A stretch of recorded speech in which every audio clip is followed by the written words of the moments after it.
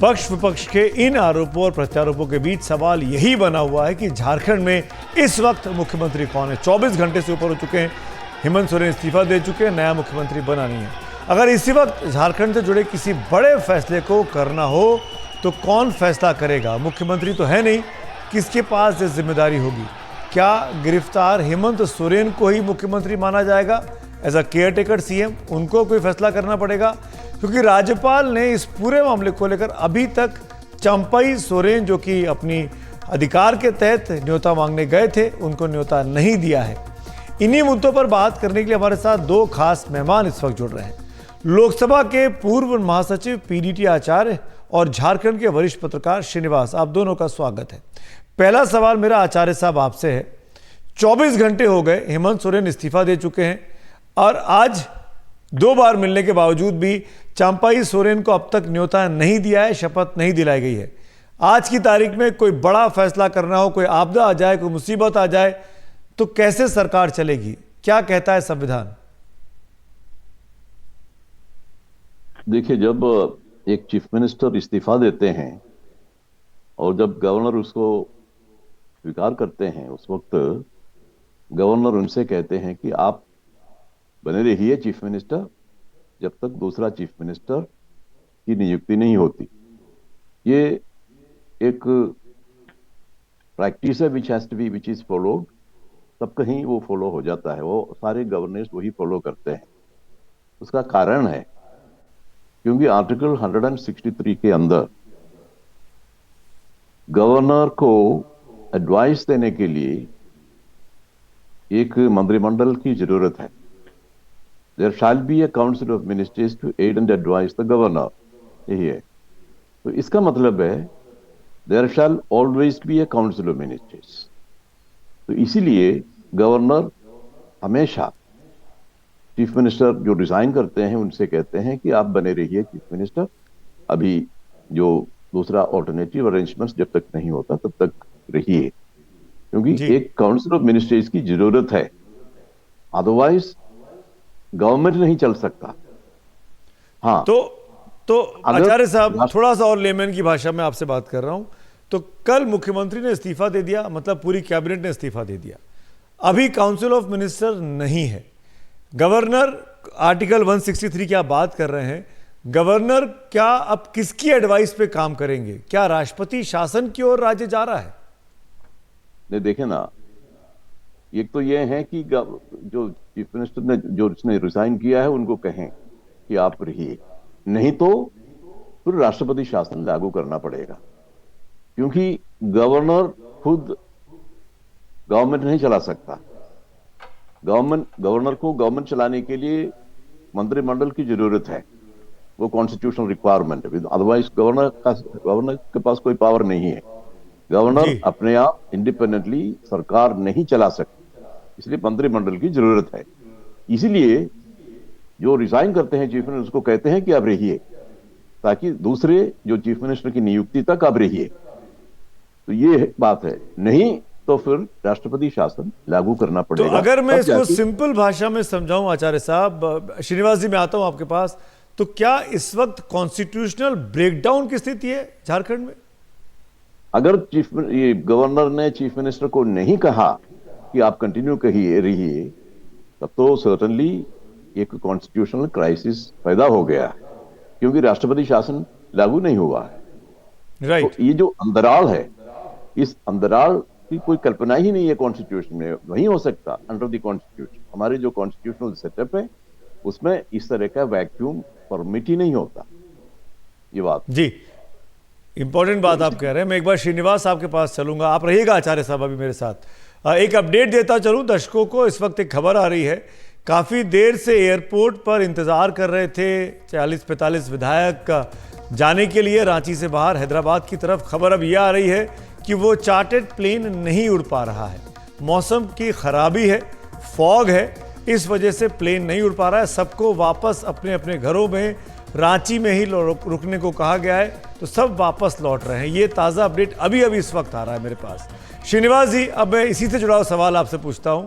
अब सब जबकि रांची में हैं, पहली बात तो ये बताइए कि क्या राज्यपाल ने इस्तीफा स्वीकार किया है? कोई औपचारिक तौर पर चिट्ठी खत आया है कि इस्तीफा स्वीकार कर लिया गया है और केयर टेकर के तौर पर हेमंत सोरेन रहे या कोई और रहे, ऐसी कोई जानकारी? रांची में रह के भी मैं उसी तरह से खबरों से जुड़ता हूं जैसे आप जुड़ते हैं। तो खबर यह है कि उन्होंने स्वीकार कर लिया, ये अखबार में भी छपा। और इस्तीफा स्वीकार होने के साथ ही जैसा कि आचार्य साहब ने कहा कि एक नया वैकल्पिक मुख्यमंत्री हो जाना चाहिए था, वो नहीं हुआ।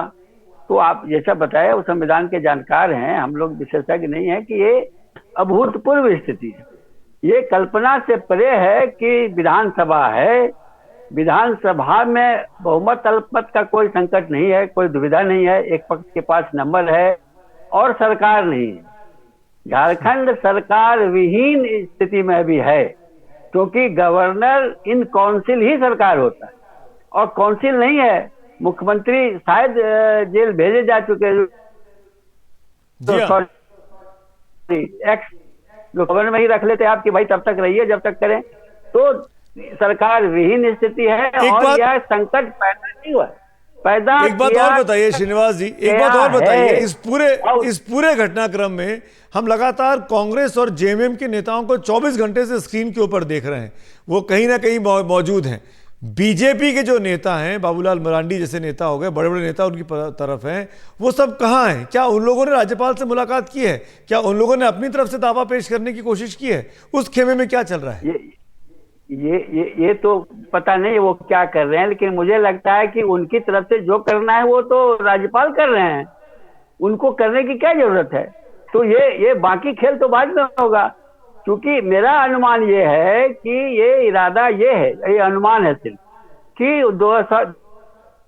2000 जो अगला संसदीय चुनाव है यहाँ कोई सरकार नहीं होगी।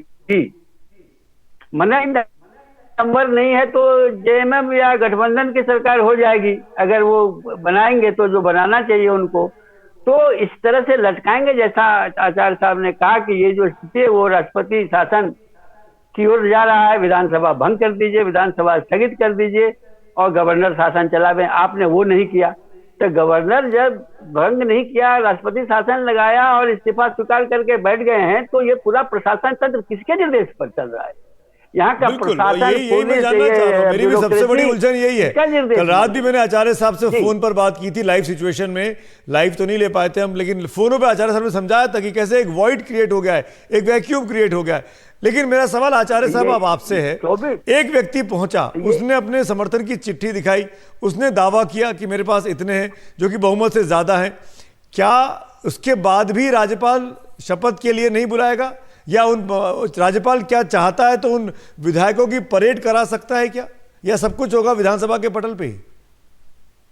देखिए, झारखंड का जहां ये सिचुएशन जो है, जहां तक मैंने समझा है, वो तो बहुत ही क्लियर है, इसमें कोई कॉम्प्लेक्सिटी नहीं है, क्योंकि एक गठबंधन की मेजॉरिटी है वहां पर, और इन्होंने वो साबित भी किया। उन्होंने मतलब वो वीडियो वगैरह दिखा करके सारे मेंबरों का लिस्ट गवर्नर को दिया है। अब उससे ज्यादा उनको कुछ करने की जरूरत ही नहीं है, क्योंकि मेजॉरिटी जो किसी पार्टी की, वो तो फ्लोर टेस्ट से साबित होगा, तो हाउस के अंदर ही वो साबित होगा। गवर्नर के सामने एमएलए को परेड करने की कोई जरूरत नहीं है, ये तो सुप्रीम कोर्ट के डिसीजंस है। और फिर सरकारिया कमीशन वगैरह, तो इन्होंने काफी एम्फोसिस देके कहा है कि ये जो तरीका है ये तो बिल्कुल नहीं होना चाहिए। No parading of MLA before the governor, और गवर्नर उसका कोई गवर्नर को वो देखने की जरूरत ही भी नहीं, ये तो हाउस डिसाइड करेगा किसके पास मेजॉरिटी है वगैरह। ये सारी चीजें जो है जी।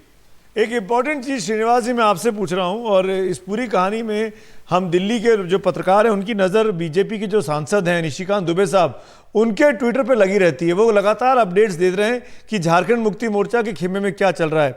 1 घंटे पहले का उनका ट्वीट है, वो ये कह रहे हैं, उन्होंने चार्टेड प्लेन की लिस्ट निकाल के दिखाई है और कहना है कि इसमें केवल 10 पैसेंजर हैं और 4 ही विधायक हैं। उनका ये दावा है, उनके लगातार उन्होंने कई ट्वीट किए दिन में आज, कि जेएमएम में फूट पड़ गई है, सब लोग एक साथ नहीं हैं, और शिबू सोरेन की गैर मौजूदगी की वजह से ये तमाम लोग एक साथ नहीं आ सकते हैं। क्या कहना है आपका? क्या जेएमएम में फूट पड़ी है? ये मेरी जानकारी में नहीं है। मैं ये कह रहा हूँ कि क्या फूट है कि नहीं है वो तो विधानसभा में तय होगा ना। राज्यपाल के पास क्या विकल्प है? या तो आपको लगता है कि बाबूलाल मरांडी के पास बहुमत है, उनको शपथ दिला दीजिए, या किसी के पास बहुमत नहीं है, राष्ट्रपति शासन लगा दीजिए। लेकिन विधानसभा है, एक पक्ष कह रहा है कि हमारे पास इतने लोग हैं, तो आप भरोसा कीजिए चाहे मत कीजिए, हम सोच रहे हैं, उन्होंने कहा। तो ये जेएमएम में फूट पड़ गई है, या उसमें शिबू सोरेन का दस्तखत नहीं था, या बैठक कहाँ हुई ये पता नहीं है, तो कुछ टेक्निकल खोजे जाएंगे, खोजे जा रहे होंगे कि ये इतने देर लटकाने का औचित्य बताया जा सके कि आपने क्यों इतना देर किया, क्या कर रहे हैं। तो फूट हुई नहीं हुई ये तो निशिकांत दुबे की फाइंडिंग है, हम कैसे कह सकते हैं। हो सकता है, ये तो साबित दिख रहा है कि हेमंत सोरेन की जो भाभी हैं सीता सोरेन, उनको नाखुशी है अपने देवर से, मुख्यमंत्री से, उनकी पत्नी को नहीं बनने देना चाहती है वगैरह वगैरह। लेकिन इस कारण जेएमएम में फूट पड़ गई ऐसा तो कुछ झलक नहीं रहा है। बहुत इंटरेस्टिंग बात आपने की। और मेरे ख्याल से सीता सोरेन को ढूंढना चाहिए। सीता, क्योंकि कल्पना सोरेन को नहीं बनाया मुख्यमंत्री, चंपई सोरेन को बनाया। क्या सीता सोरेन अब भी नाराज है? ये आना चाहिए। बसंत सोरेन कहाँ है, क्यों कैमरे के सामने नहीं आ रहे, उनको भी सामने आके बताना चाहिए, उनको ट्वीट करना चाहिए, अपनी राय बतानी चाहिए इस नए डेवलपमेंट के बारे में। एक क्विक जवाब आचार्य साहब आपसे लूंगा, ऐसा कितने दिन तक टाल सकते हैं राज्यपाल? कब तक इग्नोर करेंगे उस दावे को? देखिए आचार्य साहब, ऐसा कोई टाइम लिमिट कहीं कोई किसी ने फिक्स नहीं किया है, लेकिन यहाँ पर जो झारखंड में स्थिति बिल्कुल साफ है। और इसमें गवर्नर का जो ऑब्जेक्टिव, गवर्नर जो करना है वो यही है कि जल्द से जल्दी गवर्नमेंट के फॉर्मेशन में सहायता दे। तो गवर्नर के फर्ज है वो immediately as soon as possible एक गवर्नमेंट को बनाना है। आप बिल्कुल ठीक बोल रहे हैं आचार्य साहब। हमने अभी 3 दिन पहले बिहार में देखा, नीतीश कुमार ने इस्तीफा दिया, फिर जाके चिट्ठी पकड़ाई 2 घंटे के बाद, और देर शाम को उनकी शपथ भी हो गई। सब कुछ 4-5-6 घंटे में हो गया। यहाँ पर 24 घंटे हो चुके हैं, दावा किया गया है, पर अब तक राज्यपाल की तरफ से किसी भी तरह का कोई सरकार बनाने को लेकर कदम उठाते नहीं दिखे। शुक्रिया आचार्य साहब आपका, श्रीनिवास साहब आपका इस बातचीत के लिए, थैंक यू सो मच। लेकिन झारखंड में एक कॉन्स्टिट्यूशनल क्राइसिस की स्थिति दिखाई दे रही है, और जो दोनों मेहमानों ने कहा, इशारा लग रहा है, हालात लग रहे हैं कि क्या राष्ट्रपति शासन की ओर राज्य आगे बढ़ रहा है। इस बीच हेमंत सोरेन को रांची की पीएमएलए कोर्ट ने 1 दिन की न्यायिक हिरासत में भेज दिया है। जमीन घोटाले से जुड़े मनी लॉन्ड्रिंग के मामले में कल देर रात गिरफ्तारी के बाद ईडी ने आज हेमंत सोरेन को कोर्ट में पेश किया और 10 दिन की हिरासत मांगी। लेकिन कोर्ट ने आज हेमंत सोरेन को 1 दिन की न्यायिक हिरासत में भेजने का फैसला किया। ईडी हिरासत की मांग पर कोर्ट अपना फैसला कल सुनाएगा। माननीय मुख्यमंत्री ने इस्तीफा दे दिया है, उसके बाद फिर से 1 दिन के लिए जुडिशियल कस्टडी में उनको भेज दिया गया है। कितने दिनों की रिमांड की मांग की गई थी? रिमांड की मांग 10 दिन के लिए की गई थी, लेकिन अभी फिलहाल के लिए 1 दिन के लिए उनको जुडिशियल कस्टडी में भेजा गया। जो फैसला है उसको क्या किया गया? रिजर्व रखा गया। कल फिर होगी सुनवाई? जी। ईडी की इस कार्रवाई के खिलाफ इस बीच पूरा मामला अब सुप्रीम कोर्ट में पहुंच गया है। कल सुप्रीम कोर्ट में सुनवाई होनी है। हेमंत सोरेन ने अपनी गिरफ्तारी को सुप्रीम कोर्ट में चुनौती दी है। सुप्रीम कोर्ट के 3 जज, justice Sanjiv Khanna, justice MM Sundaresh और जस्टिस बेला त्रिवेदी की 3 जजों की बेंच सुबह 10:30 बजे इस याचिका पर अब सुनवाई करेगी। इससे पहले, कल गिरफ्तारी से पहले हेमंत सोरेन ने एक बयान का वीडियो रिकॉर्ड किया था, जिसे मुख्यमंत्री कार्यालय की ओर से आज जारी किया गया। सुनते हैं गिरफ्तारी के पहले हेमंत सोरेन ने क्या कहा था। अभी मैंने जिस जमीन को लेकर उन्होंने मुझ पर आरोप लगाए और मुझे अरेस्ट कर रहे हैं, जहां पर दूर दूर तक मेरा कोई भी नाम कहीं से नहीं, बल्कि जो लोग जाली कागज बनाकर और जिनके फर्जी शिकायत के आधार पर मुझे आज गिरफ्तार करने का एक षड्यंत्र रचकर ये कामयाब हो रहे हैं। जो अभी हाल में राजनीतिक षड्यंत्र का शिकार बिहार हुआ है, अब ये दूसरे राजनीतिक षड्यंत्र का शिकार झारखंड को बनाना चाहते हैं।